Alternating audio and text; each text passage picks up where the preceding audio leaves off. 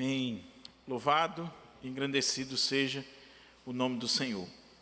Meus irmãos, como é bom podermos estar reunidos mais uma vez para adorar o Senhor e também aprendermos mais da sua santa e maravilhosa palavra. Nós vamos dar início hoje à exposição da carta de Paulo aos Filipenses. E eu convido você a abrir a sua Bíblia na carta de Paulo aos Filipenses, capítulo 1. Com a graça de Deus, nós estaremos meditando nos 2 primeiros versos e o tema da nossa mensagem é Introdução à carta de Paulo aos Filipenses. Eu queria fazer um desafio aqui para a igreja, para você que está em casa, que durante esses meses que nós estaremos meditando aqui na carta aos Filipenses, acredito que serão em torno aí de 15 a 20 mensagens nessa carta. Eu queria fazer um desafio a você, que você pudesse ler a carta aos Filipenses pelo menos uma vez por dia. Faça esse compromisso. É uma cartinha curta, bem pequena, e você lê em 20 minutos. Se você tirar um tempo no seu dia para ler essa carta, meditar nessa carta, guardar de fato essa carta no seu coração, você vai ver o quanto será importante e salutar para a sua vida. Então, nestes meses que nós estaremos meditando aqui na carta aos Filipenses, eu queria fazer esse desafio. Leia a carta. Alguns vão ter condições de ler todo dia, tirar aí um tempo. Outros, pastor, eu só posso ler a carta uma vez na semana. Faça isso. Já vai ser de bom tamanho e você vai ver o quanto será importante para a sua vida. Tá bom? Então, carta de Paulo aos Filipenses, capítulo 1, versículos 1 e 2. Nessa exposição, eu vou estar usando a Nova Almeida atualizada. Não vou estar usando a Bíblia do púlpito da igreja, que é a Almeida atualizada, a ARA. Aqui nós vamos usar a NAA, que é a Nova Almeida atualizada, que é uma revisão da Almeida atualizada, tá bom? Almeida revista e atualizada. Então diz assim a palavra de Deus, carta de Paulo aos Filipenses, capítulo 1, versos 1 e 2. É o prefácio e a saudação da carta, por isso que nós colocamos como tema Introdução à carta de Paulo aos Filipenses. Diz assim: Paulo e Timóteo, servos de Cristo Jesus, a todos os santos em Cristo Jesus, inclusive bispos e diáconos que vivem em Filipos.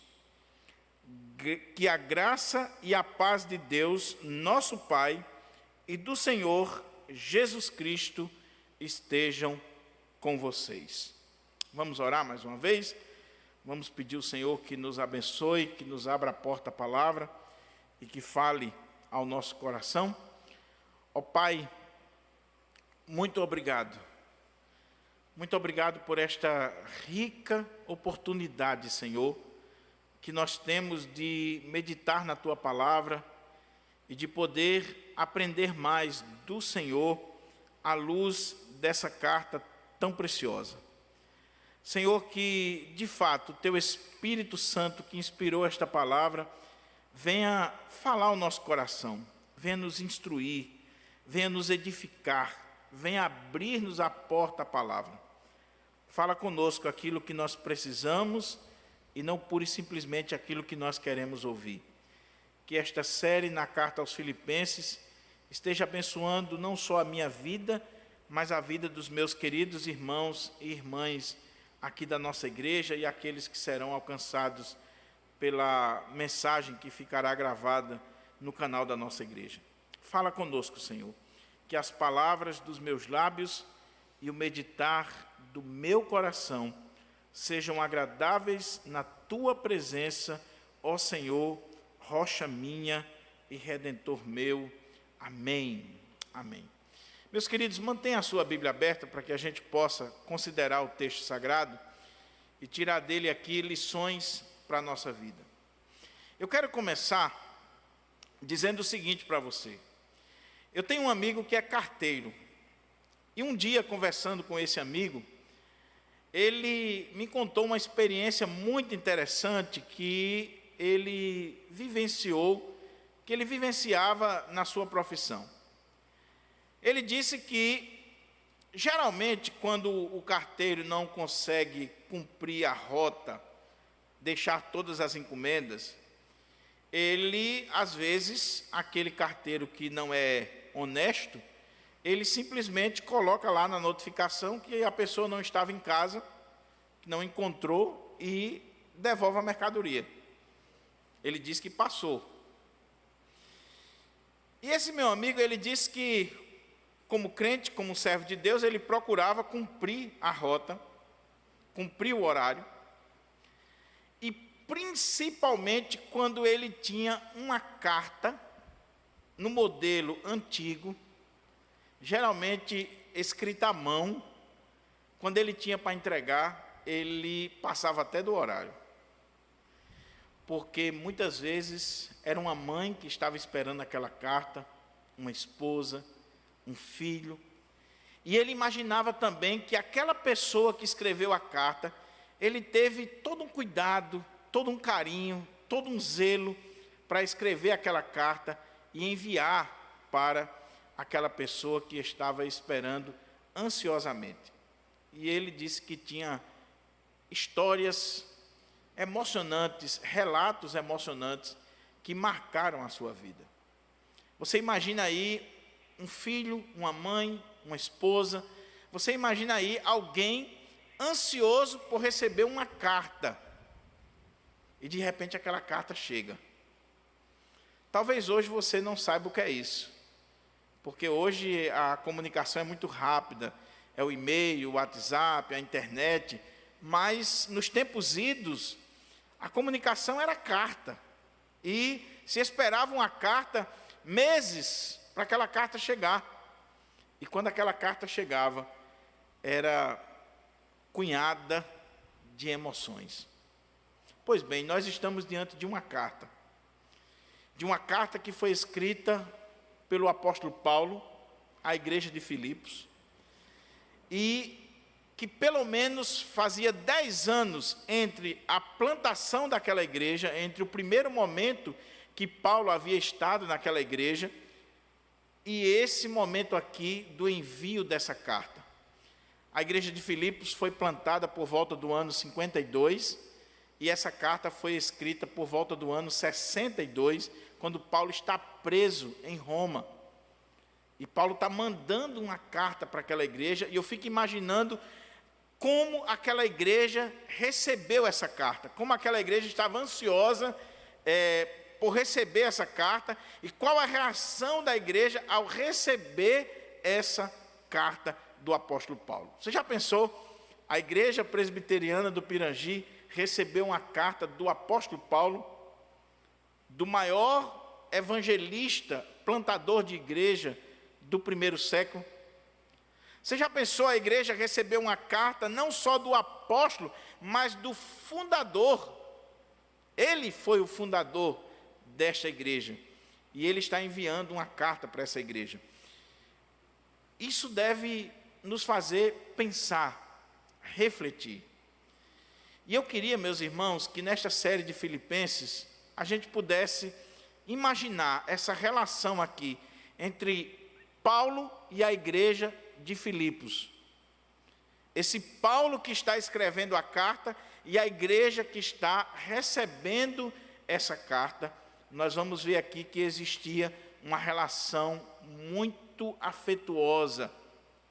Paulo amava essa igreja e essa igreja amava o apóstolo Paulo.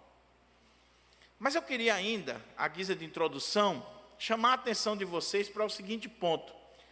Por que nós devemos estudar ou meditar na carta aos Filipenses?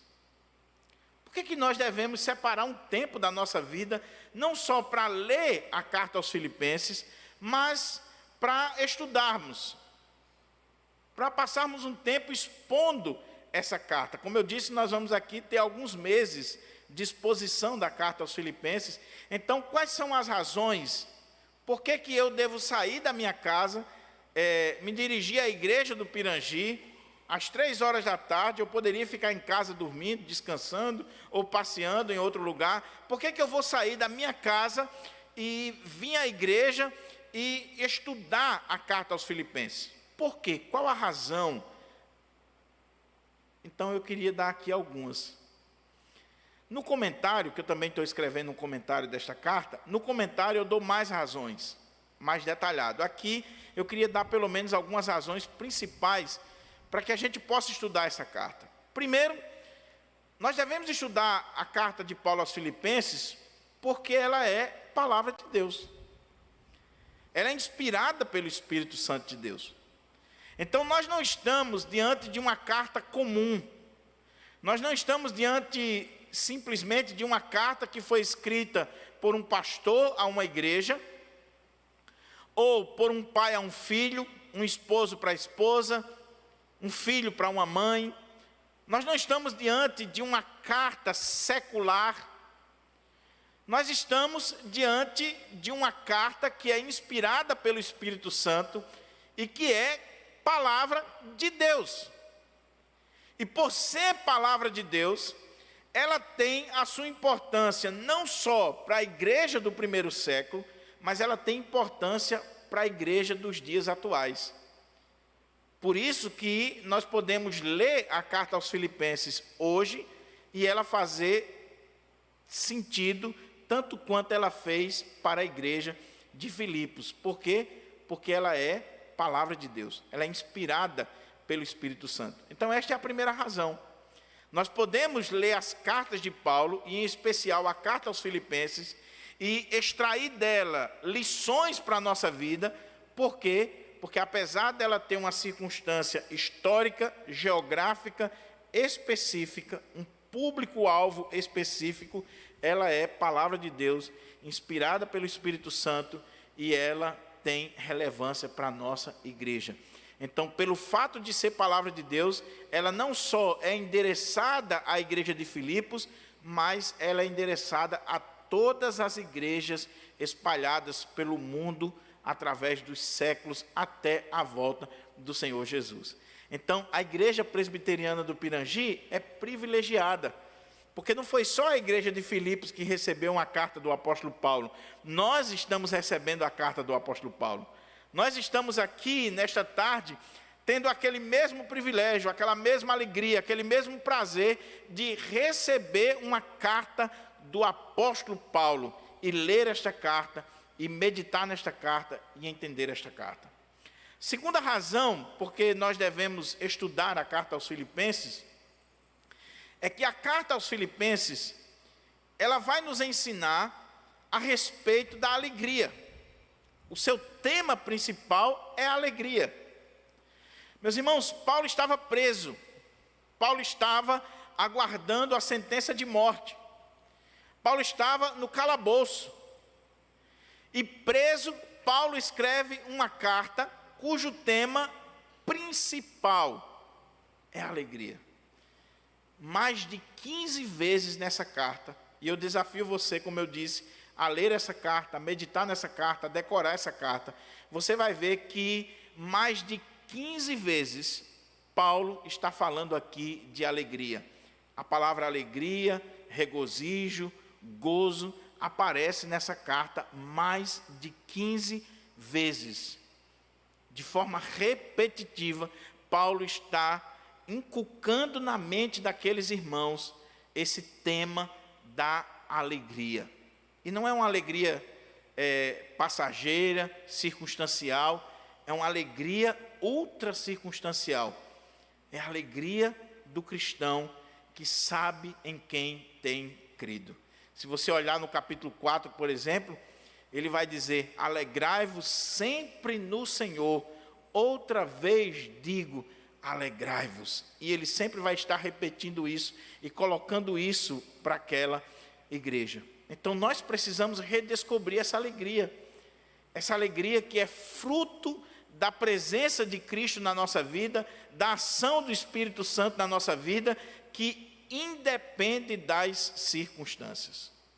Terceira razão porque nós devemos estudar a carta aos Filipenses, porque ela vai nos ensinar a viver triunfantemente ou vitoriosamente sobre as circunstâncias, apesar das circunstâncias, além das circunstâncias. Paulo estava preso, mas aquela prisão, aquelas cadeias, não tirou dele a alegria. Ele triunfa sobre as circunstâncias, e ele está ensinando aquela igreja a triunfar sobre as circunstâncias.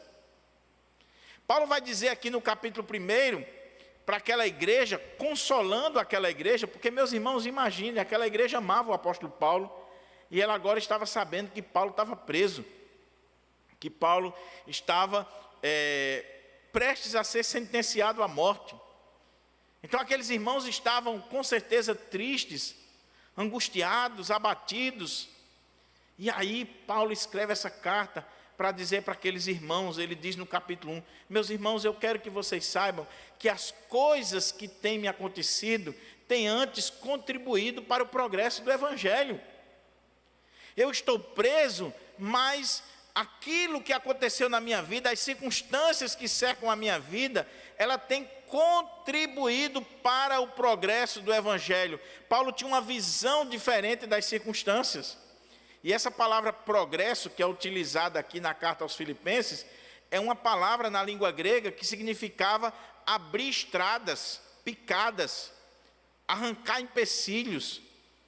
Significava, no contexto do Império Romano, você abrir caminhos para o rei passar, para o imperador, para o líder passar. Então Paulo diz, olha, vocês não devem se entristecer, vocês devem se alegrar, porque as minhas prisões, as circunstâncias adversas da minha vida, têm contribuído para o progresso do Evangelho, têm feito com que o Evangelho avance. Ou seja, Paulo triunfa apesar das circunstâncias. Ele vai dizer que muitos se animaram para pregar a palavra. Ele vai dizer que muitos, vendo Paulo preso, começaram a criar coragem e sair pregando o Evangelho. Ele vai dizer que pelo fato dele estar preso e de ter a guarda pretoriana com ele, que é a guarda de elite do imperador, os soldados de escolta do imperador, os veteranos, os escolhidos, ficavam ali com Paulo preso e amarrado a Paulo. Paulo estava conseguindo evangelizar toda a guarda pretoriana, e ele vai terminar essa carta dizendo assim, os santos vos saúdam, especialmente os da casa de César. Porque Paulo estava preso, o evangelho chegou até a casa de César, o palácio do imperador. O evangelho rompeu barreiras. Então ela vai nos ensinar a ver além das circunstâncias adversas, das provas, das lutas da nossa vida. Ela vai nos ensinar a viver vitoriosamente, apesar das circunstâncias. Mas outra razão para nós estudarmos a carta aos Filipenses, é que a carta aos Filipenses vai nos ensinar a unidade da igreja, a respeito da unidade da igreja, da importância da igreja estar unida.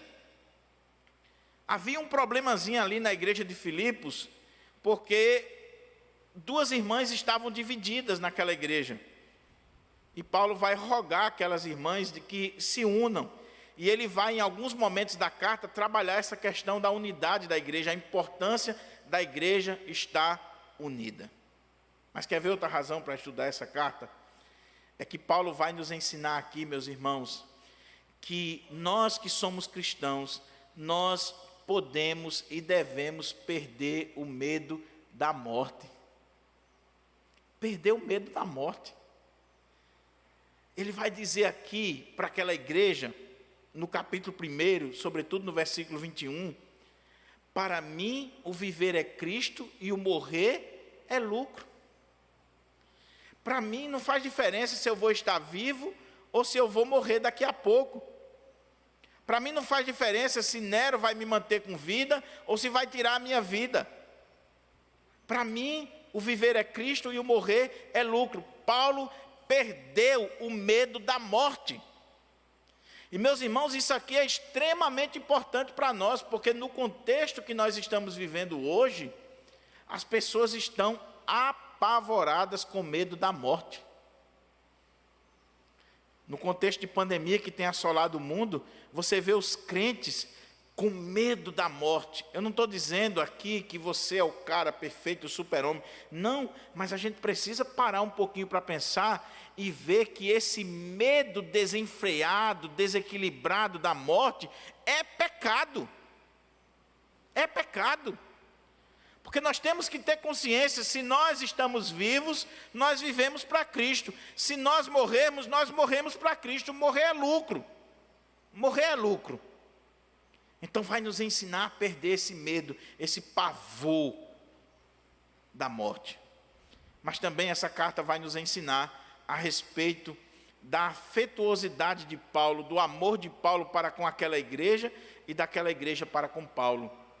Talvez nenhuma carta, meus irmãos, do Novo Testamento revele mais essa fidalguia, esse amor, esse carinho de Paulo, esse Paulo pastor, do que a carta aos Filipenses. Então, por essas e outras razões que eu não elenquei aqui, nós devemos estudar a carta aos Filipenses. E com certeza, se nós dedicarmos um tempo, se nós pararmos para ler, para meditar, para estudar, vai fazer diferença na nossa vida. Mas ainda eu queria destacar algumas coisas para a gente poder entrar no texto e entender o texto. A carta aos Filipenses, ela tem algumas curiosidades. Por exemplo, ela pertence àquele grupo de escritos neotestamentários chamados de cartas da prisão. Por que cartas da prisão e quais são esses escritos? Cartas da prisão porque elas foram escritas quando Paulo estava preso. Ele vai dizer em vários momentos da carta que ele estava preso. Ele estava preso em Roma. Existe uma discussão aí entre os estudiosos, mas eu não vou entrar nessa discussão aqui. Estou simplesmente citando, porque de repente você toma conhecimento em algum comentário, em alguma mensagem, e você diz, o pastor não falou isso. Existe uma discussão a respeito dessa prisão de Paulo. Onde é que Paulo estava preso quando ele escreveu a carta? Alguns afirmam que foi em Roma, essa é a interpretação tradicional, ortodoxa. Outros estudiosos vão dizer que ele estava preso em Cesareia, ou até mesmo em Éfeso. E existe uma discussão entre os estudiosos, mas nós seguimos aqui a linha que acredita que Paulo estava preso em Roma. E aí, de Roma, preso, Paulo vai escrever as cartas da prisão. Que cartas são essas? Filipenses, Colossenses, Efésios, Filemão. Ele escreve essas cartas que são as cartas da prisão. E é interessante que das cartas da prisão, Filipenses é a última carta e é a carta que Paulo vai mostrar para nós, como eu disse, que mesmo estando preso, mesmo estando numa situação difícil, ele escreve uma carta cujo tema é a alegria. Qual é a expectativa que você teria em receber uma carta de um prisioneiro? O que você esperava que aquela pessoa dissesse? Murmuração? Contar as situações difíceis? Aqui Paulo vai trabalhar uma perspectiva completamente diferente. A outra coisa é que ela foi escrita por volta do ano de 62 ou 64. Então ela já começa a ser aqueles escritos paulinos que vai chegando já próximo ao final da sua vida. Depois daqui você tem as cartas pastorais e você vai ter principalmente a carta, a última carta pastoral, 2 Timóteo, que vai ser as últimas palavras de Paulo. Então nós temos aqui Paulo, mesmo estando preso, se preocupando com as igrejas, mesmo no final da sua vida, se preocupando com a igreja de Deus, com o povo de Deus. E isso deve nos fazer pensar e refletir. Qual é o contexto dessa carta? Como eu disse, Paulo havia plantado a igreja de Filipos, lá por volta do ano 52. O contexto da plantação dessa igreja, você vê em Atos 16, do verso 6 ao 40. Quem não pegou a série que nós estamos pregando aqui na quarta-feira, que eu disse que era uma introdução para a gente entender a carta aos Filipenses. Então, lá em Atos 16, do verso 6 ao 40, nós temos o contexto da plantação da igreja de Filipos, isso por volta do ano 52.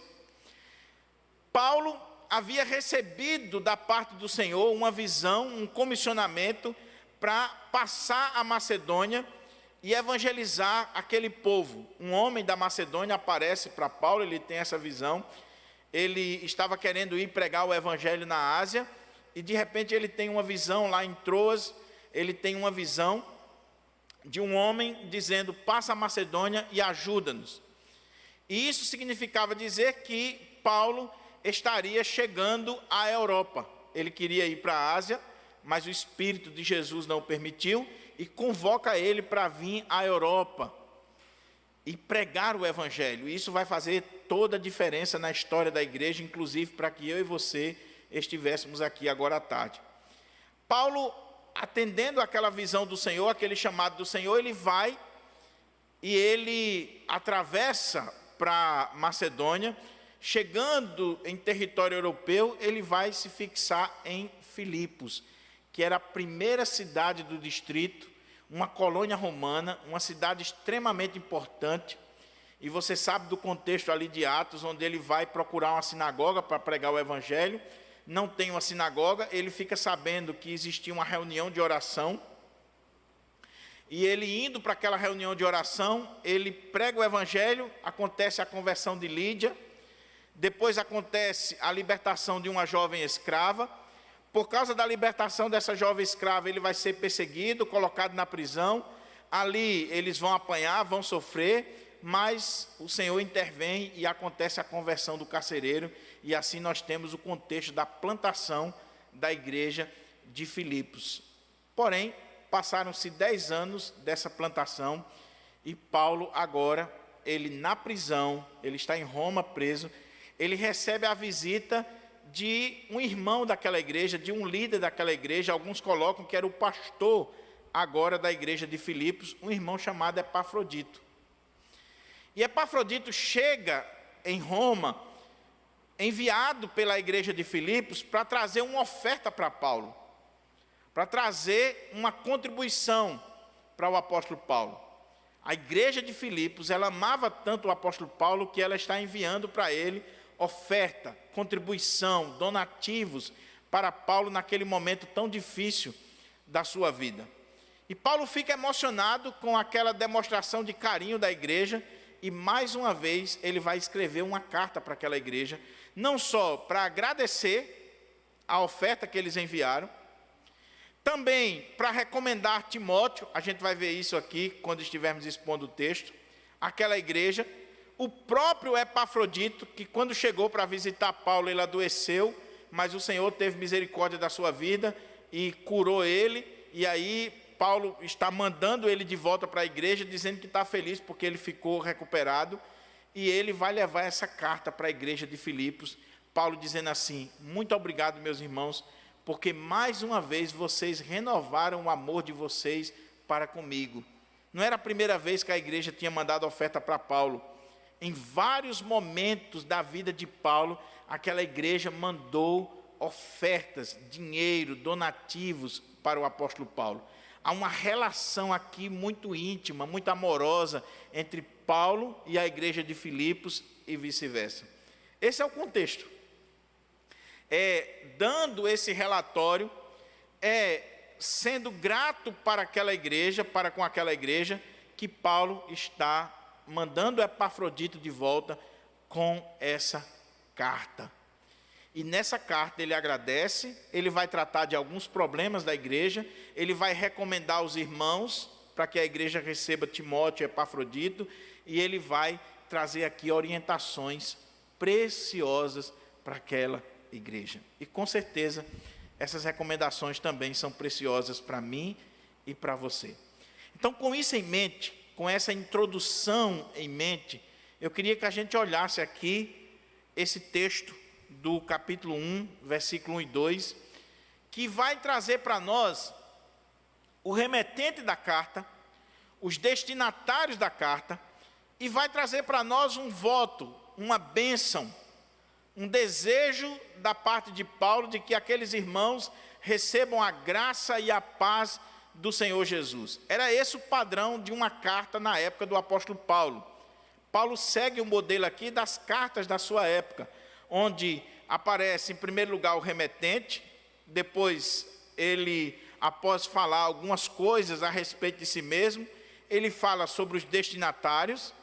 Em seguida, ele faz um voto ou deseja uma bênção sobre aqueles, e depois vem o conteúdo da carta e termina com mais algumas saudações ou recomendações, uma carta. Paulo está seguindo aqui o padrão comum da época de uma carta. Uma carta como era escrita no tempo do apóstolo Paulo. Hoje, a gente primeiro escreve o conteúdo, depois assina.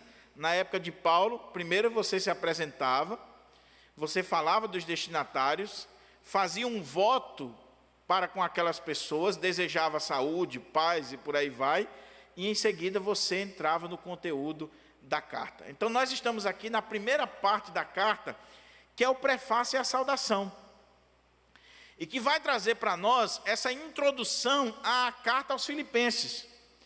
Porque nas cartas apostólicas nós temos que prestar muita atenção às primeiras palavras, porque aqui não é mera retórica, aqui Paulo não está gastando tinta.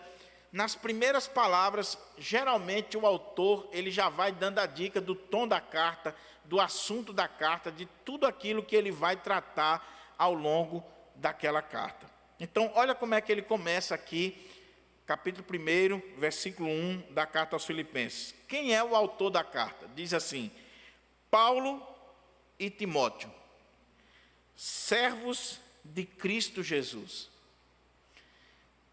O autor da carta é Paulo. E eu não sei se você já parou para pensar sobre o milagre que nós temos aqui. Meus irmãos, quem está escrevendo essa carta sobre alegria, essa carta é amorosa, afetuosa, cheia de cuidado, cheia de amor, cheia de gratidão, essa carta que quando você lê, você fica apaixonado por ela, não é outra pessoa senão o apóstolo Paulo. E é interessante que mesmo os teólogos liberais, mesmo os críticos liberais, eles não duvidam da autoria paulina. Foi Paulo que escreveu. Não há dúvida, não existe controvérsia com relação a isso aqui. Paulo é o autor da carta, como está escrito aqui.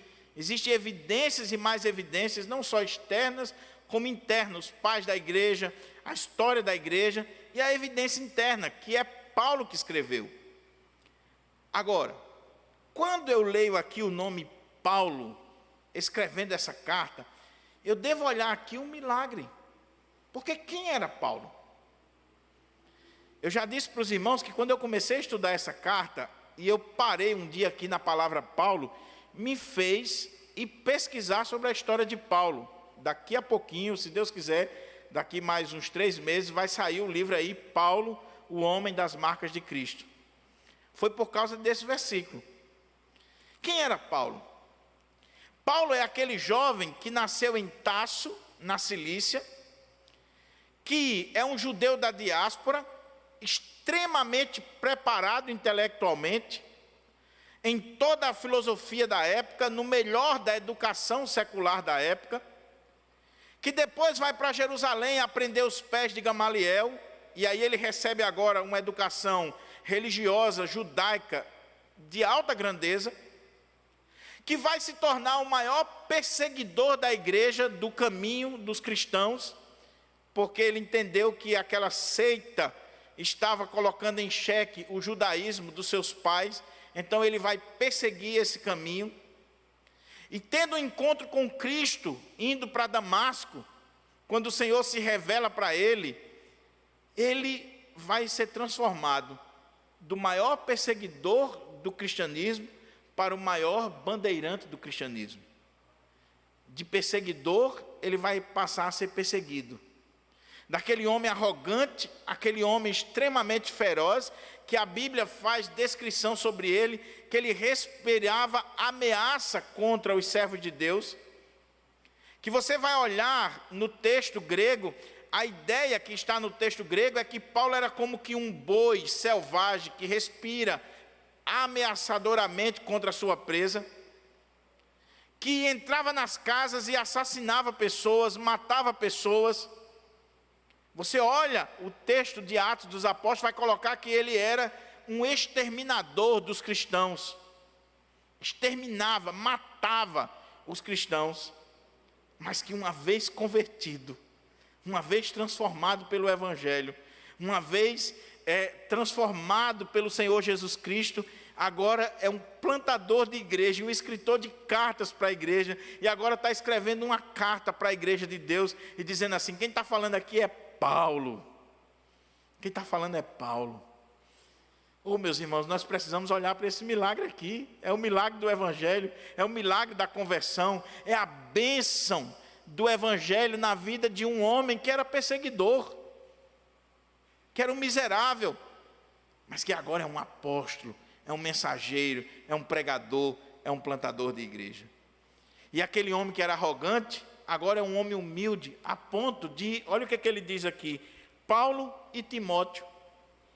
Não é que Timóteo fosse coautor da carta, alguns até duvidam que Timóteo fosse um amanuense, porque Paulo geralmente usava um amanuense, pode até ter sido, mas o fato de Timóteo estar com ele ali, naquele contexto, fez com que Paulo, ao escrever essa carta à igreja de Filipos, incluísse seu nome. Aquele homem que era arrogante, agora é um homem humilde, e é um homem que está disposto a investir em pessoas. Ele não tem nenhum problema de colocar alguém do seu lado e de dar oportunidade para um jovem que está começando. Por isso que ele está escrevendo a carta e coloca Timóteo junto com ele.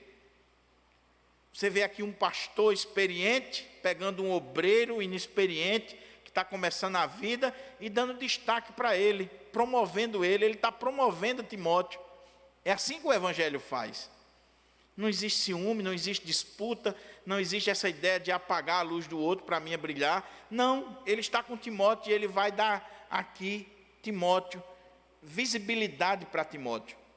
Agora veja que coisa interessante. Paulo e Timóteo, servos de Cristo Jesus. Se você gosta de grifar a Bíblia, grife essa palavra aí, servo. Porque o que esse texto está colocando é algo extremamente importante para nós, meus irmãos. Eu não sei se você notou, mas aqui Paulo não está se apresentando como apóstolo. Na grande maioria das missivas paulinas, das epístolas paulinas, Paulo se apresenta como apóstolo. Paulo, apóstolo de Jesus Cristo.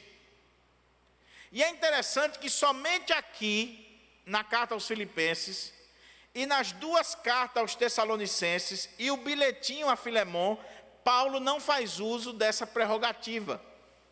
Ele não se apresenta como apóstolo. E a pergunta é, por que ele não está se apresentando como apóstolo, mas como servo de Cristo Jesus? Sabe por quê? Quando Paulo se apresentava como apóstolo, por exemplo, para a igreja dos Coríntios, para a igreja da Galácia e para tantas outras igrejas que ele escreveu, como a igreja de Roma, Paulo estava ressaltando a sua autoridade. Geralmente a sua autoridade estava sendo questionada, o seu apostolado estava sendo questionado, e aí ele escrevia como apóstolo. Ele dizia, quem está falando aqui não é qualquer um. Quem está falando aqui é um apóstolo de Jesus Cristo. Então ele chama a atenção para a sua autoridade e ele dá as suas credenciais. Mas aqui, meus irmãos, lembra que eu falei? Ele está escrevendo para uma igreja que ele amava e que amava ele. Ali em Filipos, a autoridade apostólica de Paulo não estava sendo questionada, nunca foi questionada. Aqueles irmãos amavam o apóstolo Paulo, tinham um carinho pelo apóstolo Paulo, a ponto de mandar ofertas para ele em vários momentos. Então não havia necessidade alguma que Paulo se apresentasse para eles, ressaltando a sua autoridade ou o seu chamado apostólico.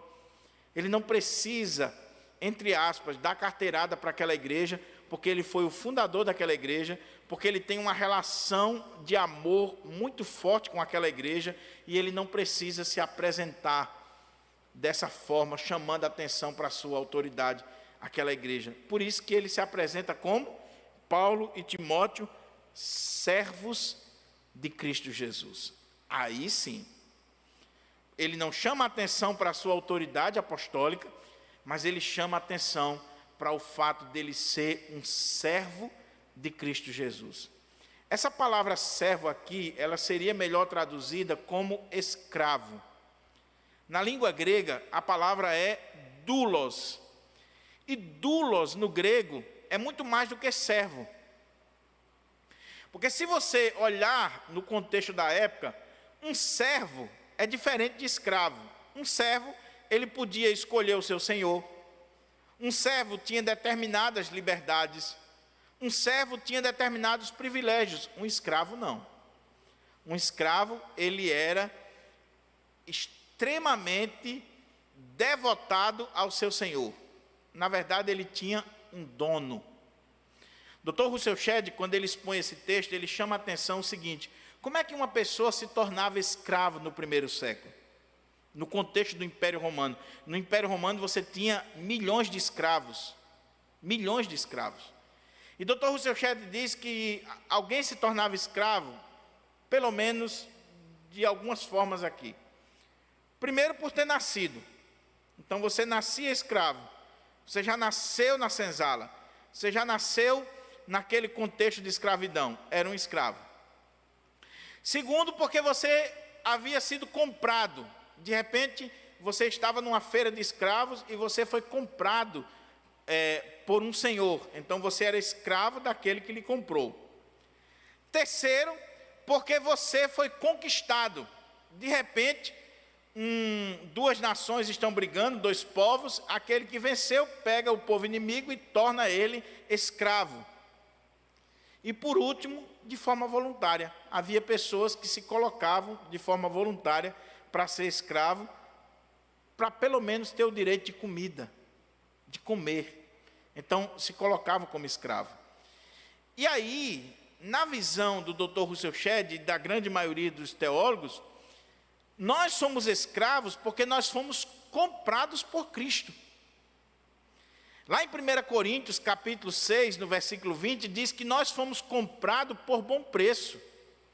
Nós somos escravos porque nós fomos comprados pelo sangue do Senhor Jesus Cristo. E nós somos escravos de Cristo. Agora, é muito interessante o que, por exemplo, Agostinho de Hipona dizia.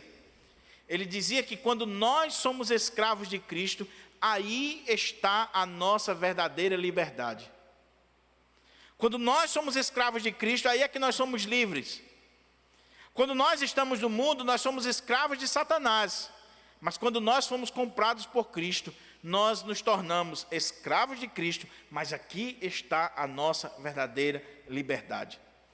Quando Paulo diz que é um servo, um escravo de Cristo Jesus, ele está dizendo que ele deve obediência irrestrita a Cristo e que a sua vida está nas mãos de Cristo. Ele não é dele, ele pertence exclusivamente a Cristo. Esse é um sentido. O outro sentido é que essa palavra servo, no contexto teológico do Antigo Testamento, era usada para os grandes homens de Deus, Moisés, Josué, os profetas. Então, alguns estudiosos querem dizer o seguinte: em que sentido Paulo está usando aqui a palavra servo, a palavra escravo? No sentido judaico, onde servo de Deus ou escravo de Deus é um título de honra, onde você diz assim: eu sou um servo de Deus, eu fui escolhido por Deus para uma obra, para uma tarefa, para determinada função. Moisés, Josué e tantos outros. Ou Paulo está usando aqui o termo escravo no sentido do contexto do Império Romano? Eu sou da linha que acredita que existe aqui uma junção das duas coisas. Tanto Paulo vê o servo como um privilegiado, como um servo de Deus, assim como Moisés e os homens do Antigo Testamento, como Paulo vê também no sentido romano, de que eu pertenço a Cristo, eu não pertenço a mim mesmo, eu pertenço ao Senhor Jesus, Ele é o Senhor da minha vida. Veja que ele não é servo de homens, ele não é servo de César, ele não é servo de quem quer que seja, ele é o quê? Paulo e Timóteo, servos de Cristo Jesus. Ele é servo de Cristo Jesus. Eu pergunto para você, meu irmão, você já é um servo, um escravo de Cristo Jesus? E quando você pensar sobre isso, a questão é, você pertence a Cristo? Ele é o seu Senhor absoluto? Ou seja, você não faz mais a sua vontade, mas a vontade dele. Não são mais os seus gostos, mas o gosto dele. A sua vida está realmente consagrada a ele. Ele é que tem total domínio e direito sobre a sua vida. Eu penso que a gente precisa refletir mais sobre isso. Porque tem muita gente que se diz serva de Deus, escrava de Cristo, mas que ainda existe departamentos na vida dela onde Jesus não é Senhor. E se existe alguma área da sua vida onde Jesus não é Senhor, ele não é Senhor de nenhuma área da sua vida. Ou é 100% ou não é. Ou o escravo era 100% escravo de alguém ou não era. Ou ele pertencia a um senhor ou a outro. Então pense sobre isso. Você é de fato um escravo de Cristo? Mas olha o que diz o texto aqui, que eu estou vendo que o relógio já está avançando. Diz assim: Paulo e Timóteo, servos de Cristo Jesus. É o autor da carta. Agora ele vai colocar os destinatários, aqueles que estão recebendo a carta. Olha como é que diz o texto. A todos os santos em Cristo Jesus, inclusive bispos e diáconos que vivem em Filipos. Veja, Paulo está escrevendo e ele se apresenta não como apóstolo, ele se apresenta como servo, como escravo. E aí ele está escrevendo para a igreja de Filipos, mas ele não usa a palavra igreja. Qual é a palavra que ele usa aqui? Ele poderia dizer assim: Paulo, apóstolo, a igreja de Deus que está em Filipos, como ele usa em outras cartas. Aqui não. Ele está dizendo: Paulo e Timóteo, servos de Cristo Jesus, a todos os santos. E santos em Cristo Jesus. Inclusive, bispos e diáconos que vivem em Filipos. Ou seja, ele está se dirigindo aos santos que vivem em Filipos, inclusive a liderança da igreja, os bispos e os diáconos. A grande questão é, pastor, o que significa isso? O que significa Paulo estar se dirigindo aos santos? Existe santo? Para a gente entender esse texto aqui, meus irmãos, a primeira coisa a gente precisa tirar da nossa cabeça a ideia de santo católico, da teologia católica apostólica romana. Porque o que é um santo na visão católica apostólica romana? Um santo, em primeiro lugar, é alguém que já morreu. Não pode ser santo aquele que ainda está vivo. É só depois que morre, inicia-se um processo de canonização. É um processo longo, caro, muito dinheiro. É necessário comprovar milagres daquela pessoa. E aí, depois de um longo processo de avaliação, o Vaticano vai canonizar aquela pessoa e vai dizer que ela é um santo ou uma santa. E existem milhares de santos na Igreja Católica. Aqui são santos que vivem em Filipos. São santos vivos. Então a gente precisa ter cuidado para não ver esse santo aqui como aquela pessoa que está no vitral, como aquela pessoa perfeita. O que é um santo de acordo com a teologia bíblica? Não com a teologia católica, não com a ideia dos homens, não com aquilo que nós aprendemos dos nossos pais a respeito do que seja um santo. O que é um santo de acordo com a teologia bíblica? Primeiro eu tenho que entender a palavra.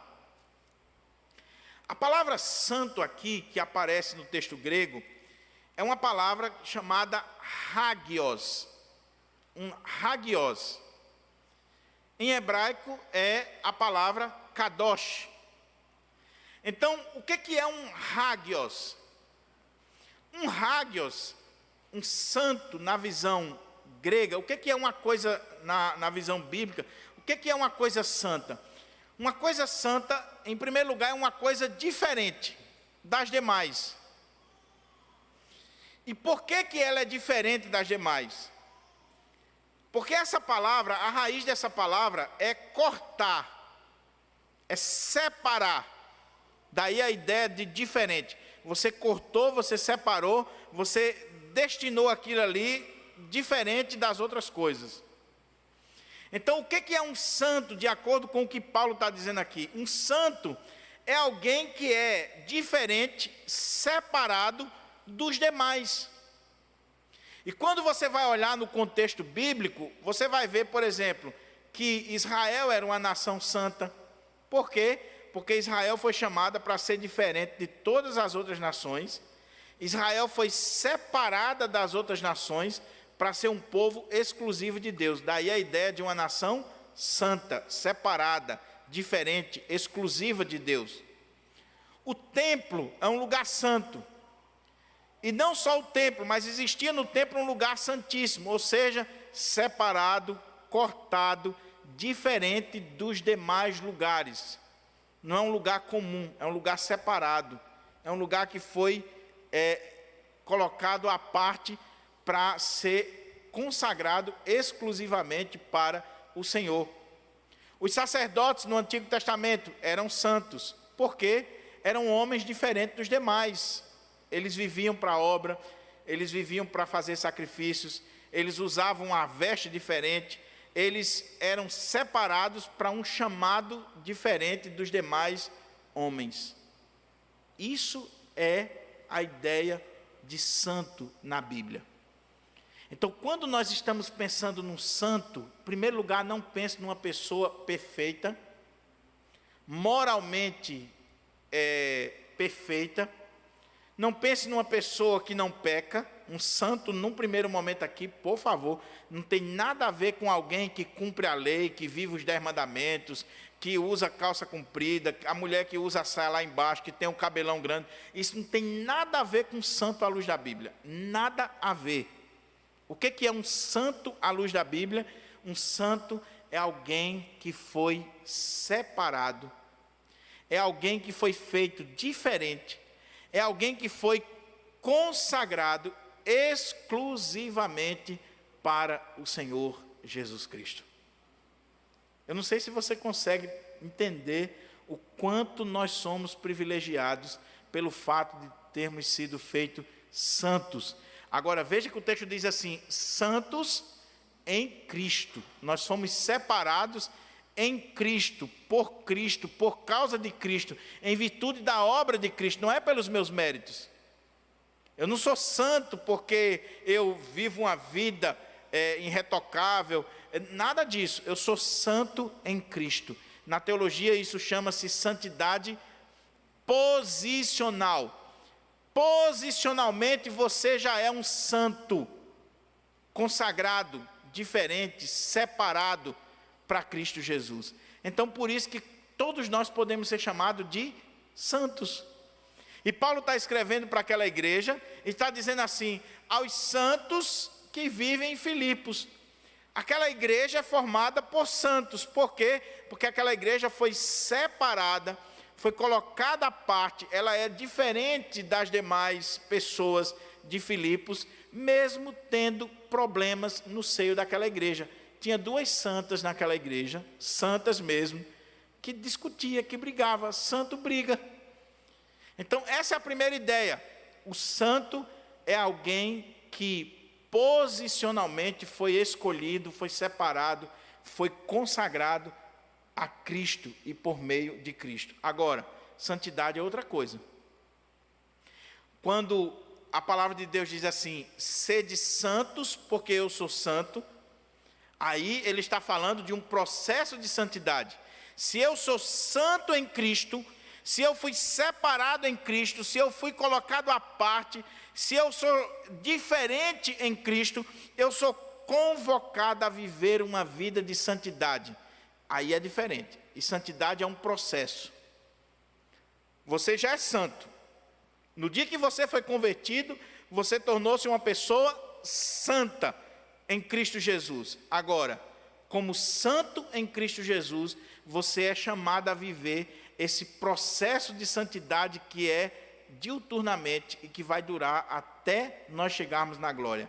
Nós vamos ter que orar, que meditar, que buscar a Deus, que viver uma vida de santidade. Então, dá para os irmãos entenderem? Então, se eu chamar você de santo, você não vai ter um susto não, né? Se alguém chamar o seu irmão de santo ou a sua esposa de santo, você não vai ficar assustado não, né? Porque eu conheço um colega que alguém disse assim, rapaz, sua esposa é uma santa. Aí ele disse, quando está dormindo. Quando ela está dormindo é uma santa. Não, sua esposa é uma santa, posicionalmente em Cristo ela é santa, assim como você, se você é crente. Agora, é um santo que é chamado a viver a santidade, a esse processo de santidade. E essa santidade é em Cristo. Eu queria chamar a atenção aqui para um detalhe teológico que deixo para os universitários discutirem aqui no grupo da UMP e quem sabe ter até um momento aí de um cafezinho para discutir esse assunto. Dr. Russell Shedd, que foi um dos maiores exegetas do nosso país, um teólogo assim maravilhoso, Dr. Russell Shedd, PhD em Novo Testamento. Dr. Russell Shedd é da opinião de que quando Paulo está dizendo aqui santos, ele não está dizendo que eu e você individualmente somos santos. Veja que ele está falando no plural. Quem é santo é a igreja. Se você está na igreja, se você é a igreja, você é santo em Cristo Jesus. Mas não existe essa ideia no Novo Testamento de que eu, isoladamente, particularmente, sou santo. Assim como não existe aquela ideia de que eu, particularmente, eu sozinho, sou o templo do Espírito Santo. Você já viu isso? Diz assim, meu irmão, eu sou o templo do Espírito Santo de Deus. Onde é que você viu isso na Bíblia? Não está lá em 1 Coríntios. Vai ver o texto. Ele diz assim, vós sois o templo do Espírito Santo. Ele está falando da igreja. E se você faz parte da igreja de Deus, se você é, como diz Pedro, um tijolinho nesse templo que é a igreja que está sendo construída, aí você é santo e você é templo do Espírito Santo. Mas isoladamente, sozinho, carreira solo, ninguém é santo nem templo do Espírito Santo. Eu sou tendente a concordar 100% com o Dr. Shedd, porque isso aqui, inclusive, nos livra de orgulho, isso nos livra de muitas coisas, porque hoje tem muita gente seguindo carreira solo. Eu sou a igreja, eu sou o templo do Espírito Santo, eu sou santo. Não, querido, você é santo em Cristo e no coletivo, na igreja do Senhor. Você é o templo do Espírito Santo, você é um tijolinho nesse templo, aí você é o templo. Mas não esqueça, quando você está no conjunto, no todo, e não separadamente. Por isso essa ideia de desigrejado, de crente em casa, não existe. Você só é santo em Cristo e no coletivo, no todo. Agora, caminhando aqui para conclusão. Olha como é que o texto diz assim. Santos em Cristo Jesus, inclusive bispos e diáconos. Meus irmãos, é interessante que Paulo está citando aqui os bispos e diáconos. E alguns querem dizer que essa carta não é de Paulo, porque Paulo já está mostrando aqui uma igreja estruturada, com liderança, com bispo, com diácono, toda uma hierarquia, e isso só vai surgir no primeiro século, no segundo século. Só que quando a gente olha o livro de Atos, você já vê uma liderança na igreja. Não necessariamente só aconteceu no segundo século.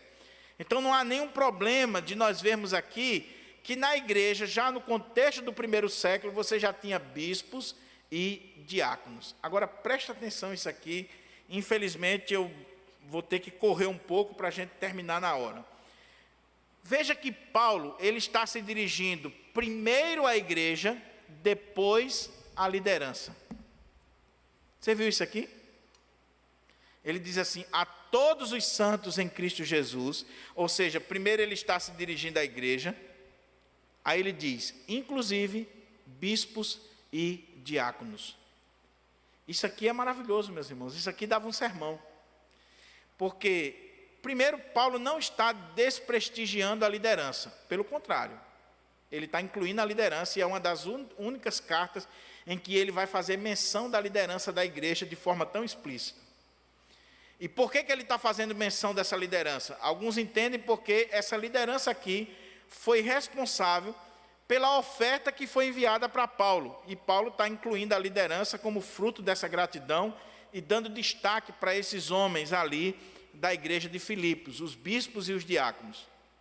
Mas, mesmo dando destaque à liderança, mesmo chamando a atenção para a figura dos líderes da igreja, Paulo primeiro se dirige à igreja, depois à liderança, mostrando com isso que a igreja tem preeminência sobre a liderança. Ou seja, não é a igreja que existe para a liderança, é a liderança que existe para a igreja. O foco principal não é a liderança, o foco principal é a igreja. E isso deve nos fazer mudar, muitas vezes, a nossa postura. Porque nós estamos vivendo num período, principalmente no Brasil, onde os líderes se colocam num pedestal, onde os pastores, os pregadores, eles se colocam numa posição, às vezes até acima da igreja. Eles são maiores do que a igreja. Eles são mais importantes do que a igreja. Eles chamam a atenção para si. Existem ministérios personalistas, voltados para o homem, para a personalidade, para a figura do homem. Ele é muito mais importante do que a igreja. Paulo está dizendo aqui, primeiro a igreja. Primeiro a igreja. Porque a liderança existe por causa da igreja. A liderança existe para a igreja. O alvo principal é a igreja. É a igreja do Senhor. Então aprenda isso, meu querido, em nome de Jesus. E aprendendo isso, você nunca vai seguir pastores. Você nunca vai abandonar a sua igreja por causa de pastor A, B ou C. Os pastores vêm e vão, e a igreja fica, e a igreja continua. Então nunca esteja na igreja ou abandone a igreja por causa de bispos ou de diáconos. Nunca. A igreja é de Deus, a igreja é santa em Cristo Jesus. A igreja foi comprada pelo sangue de Jesus. Então não interessa quem é o líder, você não pode viver em função do líder. Eu já disse aqui algumas vezes, eu não quero seguidores. Se você está aqui em Pirangi por causa do pastor Diogo, você está perdendo o seu tempo. Porque eu sou tão falho quanto você. Se você convivesse comigo uma semana, você iria ficar decepcionadíssimo. Porque tem dia que nem eu mesmo me aguento. E eu sei que você também. Tem dia que você olha no espelho, não? Fala a verdade. Que nem você se aguenta. Então, cuidado com essa ideia de que, eu estou na igreja por causa do pastor. Se não for o pastor fulano, eu vou embora. Meu irmão, a importância não é dada aqui à liderança, a importância é a igreja. É a igreja. E quando você valoriza a igreja, você está valorizando a liderança, porque a liderança ela é extraída da igreja. Paulo está colocando aqui que não existe hierarquia na igreja de Deus. E se existisse hierarquia na igreja de Deus, a igreja está num patamar maior, e não os líderes. É o contrário. Agora veja que ele fala de bispos e diáconos.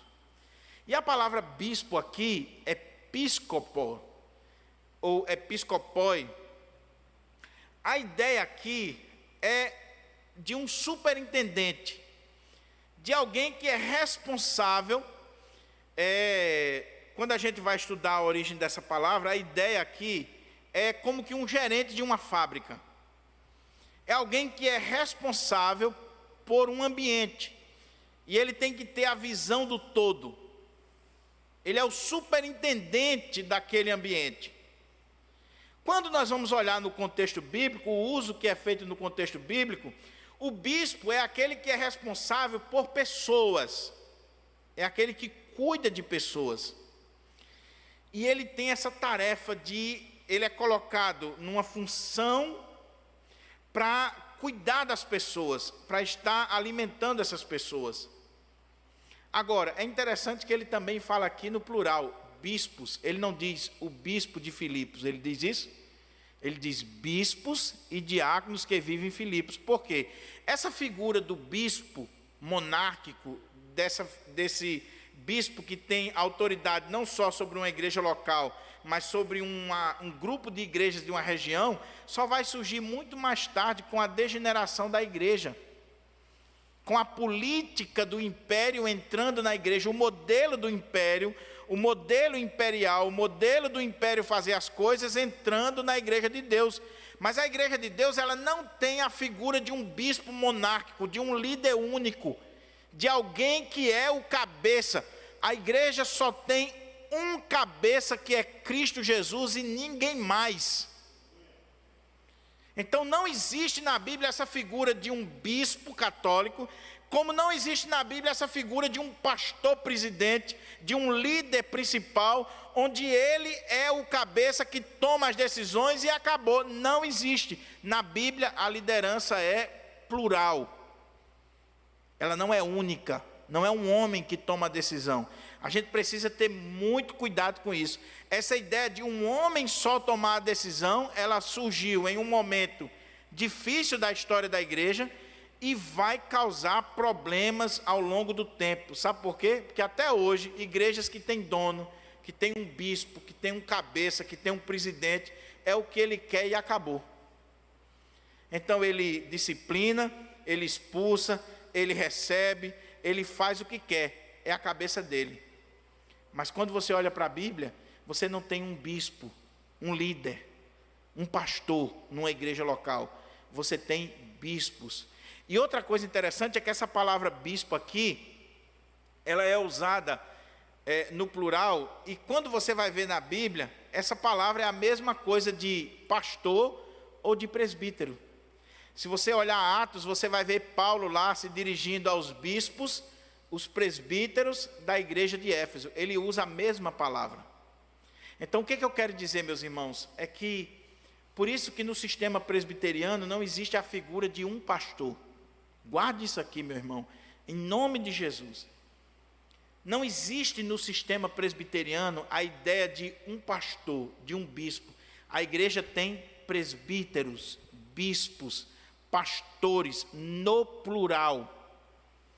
E é claro que entre os presbíteros, você tem o presbítero docente, que ele é escolhido dentre aqueles, vai para o seminário, se prepara e ele é o ministro da palavra, mas ele é tão presbítero quanto os outros, não existe hierarquia. Infelizmente, na prática, as pessoas ainda não entendem isso na nossa igreja. Então, a igreja presbiteriana não tem a figura de um bispo, ela tem bispos, presbíteros, pastores, que cuidam do rebanho, que pastoreiam o rebanho.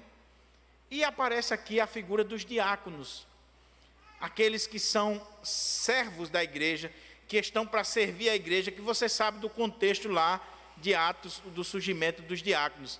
Então você tem aqui a figura dos dois oficiais da igreja, do oficialato da igreja presbiteriana, baseado na Bíblia. Os bispos, presbíteros, pastores, e os diáconos, que são oficiais da igreja.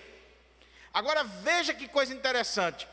O bispo é aquele que ensina, os bispos, os presbíteros, os pastores, são aqueles que têm o dever de ensinar a igreja, de cuidar do todo, e os diáconos são aqueles que devem cuidar do particular.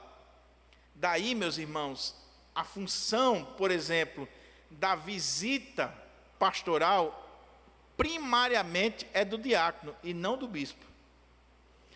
O diácono é quem chega primeiro na casa dos órfãos e das viúvas e dos enfermos. Ele é que tem essa tarefa de cuidar no particular, de chegar na casa. E a partir daí ele traz para os bispos, para os presbíteros, aquilo que é a necessidade do povo.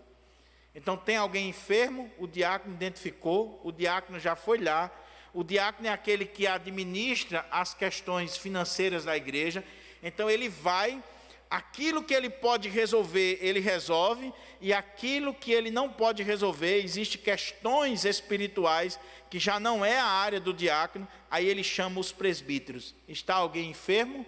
chame os presbíteros da igreja e estes orem sobre o enfermo e unjam com óleo em nome do Senhor. Mas você está vendo aqui que existe uma ligação entre os presbíteros e os diáconos? São os dois ofícios da igreja de Deus. Então, uma aplicação aqui, meus irmãos, valorize os diáconos da igreja. Valorize os presbíteros da igreja.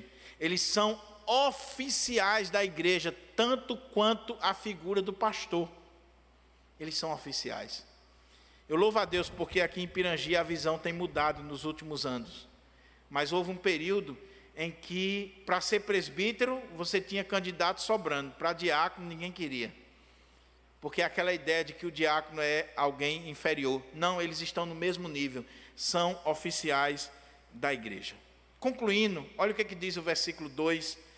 Eu sou tentado a parar aqui e pregar um sermão só sobre o versículo 2.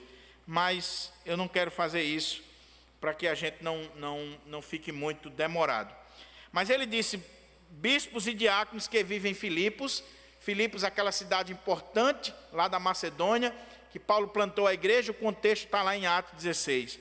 Mas aí ele termina esse prefácio e saudação dizendo o seguinte, que a graça e a paz de Deus, nosso Pai, e do Senhor Jesus Cristo, estejam com vocês. Meus irmãos, em primeiro lugar, cuidado porque isso aqui virou gíria ou saudação. Então você pega o microfone e você diz assim, graça e paz, meus irmãos. Ou você encontra um irmão na rua, quando é um presbiteriano raiz, ele diz assim, graça e paz. Quando ele é um presbiteriano mais ou menos, ele diz assim, paz do Senhor. Quando ele é um presbiteriano desmantelado mesmo, ele diz, boa noite, legal, não interessa. Brincadeiras à parte. O que Paulo está fazendo aqui não é simplesmente uma saudação social. O que Paulo está fazendo aqui, meus irmãos, e nas suas cartas, e por isso que eu valorizo, eu particularmente, eu não digo a paz do Senhor, não estou dizendo que os irmãos que estão dizendo a paz do Senhor estão em pecado, não, por favor. Se você diz a paz do Senhor, meu irmão, bênção, você está desejando a paz para o seu irmão, glória a Deus por isso. Mas eu, pessoalmente, desde quando eu aprendi o significado de graça e paz, que eu uso essa expressão graça e paz. Por quê? O que Paulo está fazendo aqui? Paulo está juntando aqui as duas principais saudações ou votos da época que os judeus e os gregos usavam. Primeiro, o graça, o charis, ou charis. Quando um grego dizia assim, graça ou charis, ele estava desejando a você felicidade, favor, a benevolência dos deuses. Ele estava desejando para você coisas boas para você. Quando um judeu, ele diz assim, paz, shalom, ou eirene, o judeu estava dizendo que você fosse alvo das bênçãos de Deus, de tudo aquilo que é necessário para que você viva bem e seja feliz, principalmente que você seja reconciliado, porque essa palavra paz significa unir, trazer de volta. Então o que Paulo está fazendo aqui? Paulo está pegando um voto grego e um voto judaico, unindo num pacote só, e ele está dizendo para aquela igreja, eu desejo a vocês que a graça, esse favor, essa alegria, esse bem-estar espiritual e a paz, essa benevolência de Deus seja com vocês.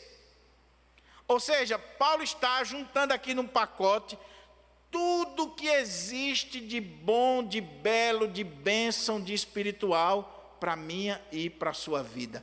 O que Paulo está dizendo aqui é que você receba a bênção completa, dobrada, que você tenha paz, que você tenha alegria, que você tenha prosperidade, que você tenha saúde, está tudo dentro do pacote. Então não estou dizendo que o irmão, quando deseja paz para você, ele está errado, não.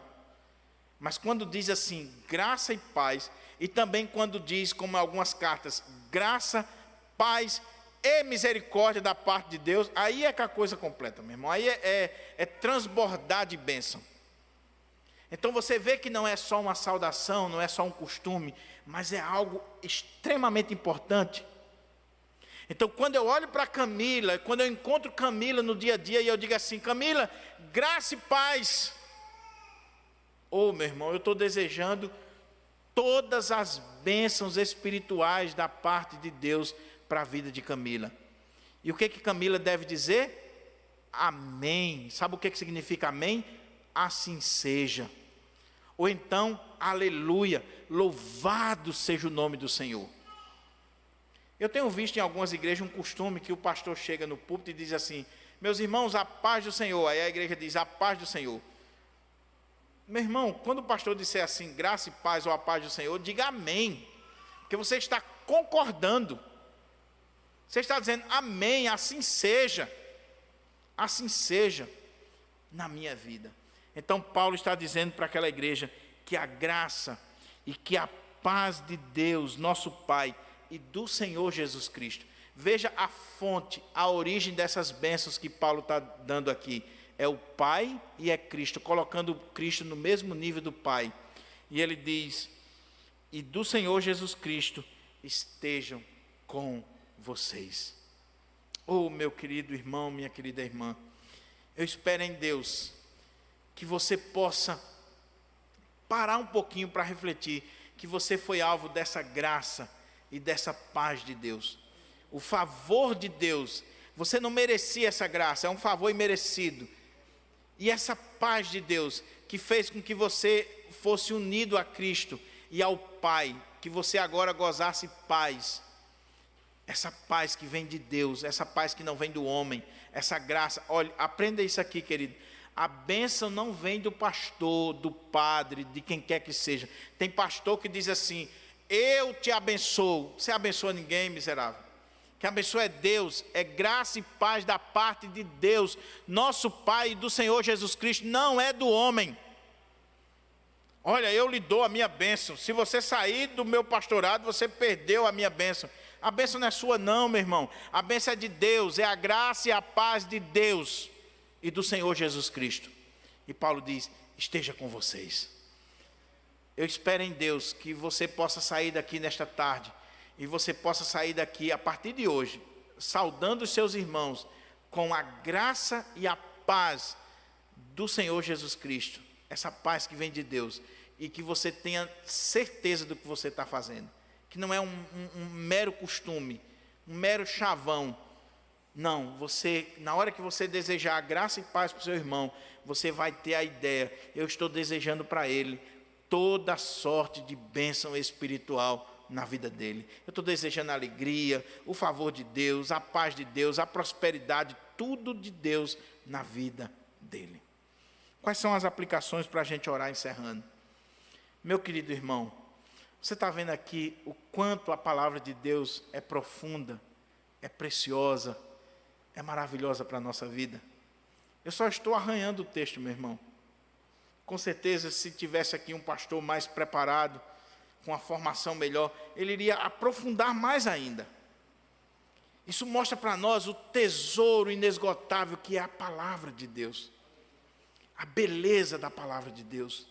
Então estude a Bíblia, medite na Bíblia, coma a Bíblia, alimente-se da Bíblia todo dia. Todo dia. Você vê aqui em 2 versículos a riqueza, a profundidade, a beleza da palavra de Deus. Ame a palavra de Deus. Invista tempo com a palavra de Deus.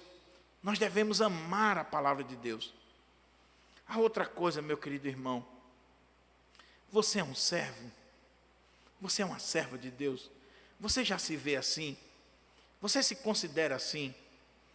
Eu não estou perguntando se você é servo de homens. Eu não estou perguntando se você é servo da igreja. Eu estou perguntando: você é um servo de Deus? Você já parou para pensar na profundidade que é você dizer: eu sou um servo e uma serva de Deus? Porque hoje se tornou comum demais. Fulano é um servo de Deus. Minha mãe, que é sábia, ela diz assim: meu filho, cuidado, que nem todo mundo é servo de Deus. Não é porque tem a Bíblia, não é porque anda de paletó e gravata, não é porque vai à igreja que é servo de Deus. Servo de Deus é uma coisa muito séria, meu filho. E minha mãe está certa. Não é todo mundo que é servo de Deus, que é um escravo de Cristo, que a vida já foi completamente consagrada ao Senhor. Tem muita gente aí disfarçada, que é serva do diabo, é serva do mundo, da carne, das coisas desta vida, mas não serva de Deus. Porque se ela fosse serva de Deus, o Senhor tinha domínio absoluto sobre a vida dela. Ela não toma mais decisões sem consultar o Senhor. Vivo não mais eu, Cristo vive em mim, Ele é o meu Senhor. A outra coisa, você é um santo, querido. Você já parou para pensar no privilégio que você tem de ser separado, de ser feito diferente dos demais, de ser escolhido por Deus e consagrado por Deus para ser um santo em Cristo? Lembre-se, todas as bênçãos de Deus são em Cristo. Veja quantas vezes Paulo usa a palavra aqui, em Cristo, que era outra coisa que eu iria explorar, mas não deu tempo.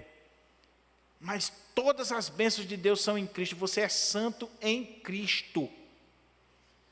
Agora, não adianta você dizer assim: eu sou santo. Olha, eu sou santo. Eu aprendi na igreja que posicionalmente eu já sou santo em Cristo, separado em Cristo. Ok.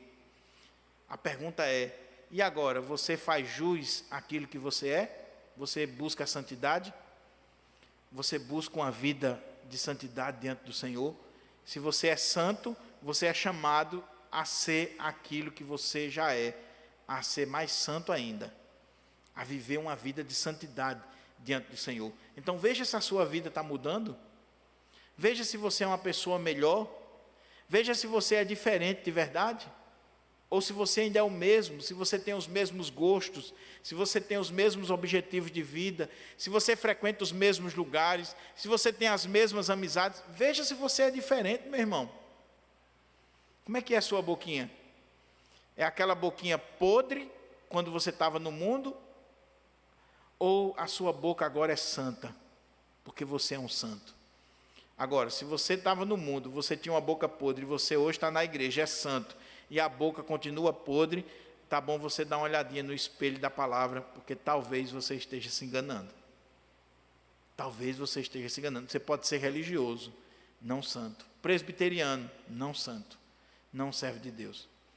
A outra coisa, não esqueça que tudo isso aqui só faz sentido em Cristo Jesus. Nós somos santos, nós somos servos, nós somos escolhidos, nós somos abençoados com a graça e a paz que vem de Deus em Cristo. O que é estar em Cristo? Eu termino com isso aqui. Estar em Cristo é uma das expressões paulinas mais difíceis de interpretar, porque o que significa estar em outra pessoa? O que é estar em Cristo? Porque ele diz que nós somos santos em Cristo, escravos de Cristo, nós vivemos em Cristo. O que é estar em Cristo? Dr. William Buckley, ele diz assim: estar em Cristo é como o pássaro no ar, é como o peixe na água, é como nós que não vivemos sem o oxigênio. É uma noção do que significa estar em Cristo, ou seja, se nós estamos em Cristo, nós somos abençoados em Cristo, e nós não podemos viver sem Cristo. Que Deus abençoe você, que Deus abençoe essa série da Carta aos Filipenses, que Deus nos dê graça, conhecimento, sabedoria e, sobretudo, aplicação dessa carta tão preciosa para a nossa vida. Vamos ficar de pé?